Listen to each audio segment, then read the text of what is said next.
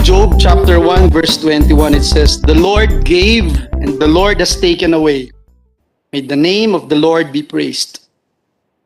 Mr. President, distinguished colleagues, it is my honor to sponsor Senate Resolution number 760 expressing the profound sympathy and sincere condolences of the Senate on the death of the former President Benigno Simeon Cojuangco Aquino III. On June 24, 2021, the 15th President of the Republic of the Philippines, Noynoy Aquino, passed away peacefully in God's hands. Today, we pause for a while to remember him, the great man, the transformational leader, and the nation's hero. Pinoy, the proud son of Tarlac and democracy icons Cory and Ninoy, devoted all his life to his one and only true love, the Filipino people. A love he chose to express in silence, out of the public eye, and without much fanfare after his fruitful presidential term ended. The whole nation mourns. The rest of the world saw once more what a Filipino is capable of and the ideals of our great country. More importantly, the death of the former president has allowed us to take a look at our society and ourselves as individuals in the face of the pandemic. Sa isang bansang batbat ng pagsubok at tigib ng pangamba dahil sa pandemya, ang pagpanaw ng dating leader ay tila isa pang mabigat na hagupit sa ating mga puso. Many hearts were broken, Mr. President, especially of his family, friends, and former colleagues. I was shattered in a million pieces, Mr. President. Bukod po sa nakasama natin, si Pangulong Noynoy, dating Congressman Noynoy Aquino sa Kamara, kasama nila dating Congressman Sani Angara, Congressman Subiri, Congressman Win Gatchalian, Congresswoman Risa Ontiveros, Congresswoman Cynthia Villar, Congressman Ralph Recto na ating Senate President pro tempore, Congresswoman Amy Marcos. Naging bahagi din po ako, Ginoong Pangulo, ng gabinete ni Pinoy mula 2010 hanggang 2015. Kasama po natin si dating MMDA Chair at ngayon Senator Francis Tolentino. Of course, Senator Lacson was also with us. Mr. President, hindi ko lamang siya naging boss kundi isang malapit na kaibigan. When my mom and beloved sister passed away last year, I asked, is it really possible for a lightning to strike the same place twice? And when Pinoy, whom I considered a friend, a brother, mentor, and compadre, died unexpectedly, I realized that lightning really does strike the same place repeatedly, devastating us twice and thrice over. Ang bigat sa loob na nararamdaman ng kairaming Pilipino ay marahil dahil na rin po sa kawalan ng pagkakataong makapagbigay man lang ng huling sulyap, huling pagpupugay, at pamamaalam sa yumaong presidenteng hinahangaan at naging inspirasyon nila. How can they forget their president who genuinely put his shoulder to the wheel, paving the daang matuwid, and bulldozed a wang-wang mentality? Despite his admission that the presidency requires the combined powers of Superman and Einstein, which he could never have, he certainly had exerted superhuman efforts for national redemption and progress. Sa loob po ng 6 na taon niyang panunungkulan, tapat siyang naglingkod sa kanyang mga boss. Taglay ang paniniwalang kung walang korap, walang mahirap. In our cabinet meetings, kasama din si Senator Kiko Pangilinan, doon po sa Malacanang, he would always say that the presidency is a lonely and most thankless job in the world. Hanggang ngayon po, hindi ko pa rin po maintindihan kung paano niya nasabi ito noon gayong ang bansang kanyang pinamumunuan ay kinikilala bilang Asia's Rising Tiger, Asia's Rising Star, at Asia's Bright Spot. Personally, Mr. President, I thank Pinoy for supporting TechVoc, making it an instrument for national progress. And if I was Test the Man, Mr. President, he was the Test the Godfather.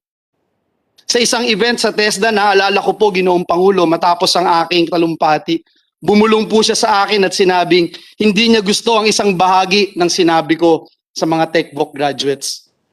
yung sungkitin nyo ang inyong mga pangarap. Sabi po niya, Ginoong Pangulo, pinaghihirapan daw ang pangarap, hindi sinusungkit lamang. I knew at that time that he was talking from experience. He made the Philippines, once touted as the sick man of Asia, into one of Asia's fastest growing countries. This is no coincidence or a stick of luck, but a result of sheer hard work pushing the nation to go to a path that we would never otherwise go. He supported the unprecedented success of the tech box sector since 2010. It has become our cause to empower Filipino youth to fulfill their dreams for a better life. And the glory days of TESDA would have not been possible if not for the impressive gains of the Philippine economy under his watch. Bago po siya bumaba sa pwesto noong 2016, isa po ako sa pinagpalang ginawaran niya ng parangal ng Order of Lakandula para sa naging kontribusyon natin doon sa TESDA. But our friendship, Mr. President, and the love he had shown to my kids, both his inaanak, are the greater rewards. During the awarding ceremonies po in Malacanang, Mr. President, my wife and I were amused to see how President Pnoy obliged himself to carry our 5-year-old son, Jaden, and pretended to leave the stage. But he quickly turned around to respond to my 3-year-old daughter, bunso po namin si Gwyn, who asked where was the queen if we were in the palace. Pinoy wittingly quipped that maybe soon there will be a queen. Mr. President, that moment still gives me and my wife goosebumps, especially now. Thinking that our children have been blessed to have encountered a true hero whose memories and legacies make us all proud as Filipinos. Napakarami po niyang napatunayan at napagtagumpayan, subalit ang kanyang kababaang loob, kasimplehan at pagiging makadiyos at makatao ang paulit-ulit kong iahayag habang ako'y nabubuhay. Paano nga po ba, Ginoong Pangulo, magpasalamat sa isang leader na nag-angkat sa napakataas na antas ang pagkilala sa buong mundo sa husay at galing ng mga Pilipino?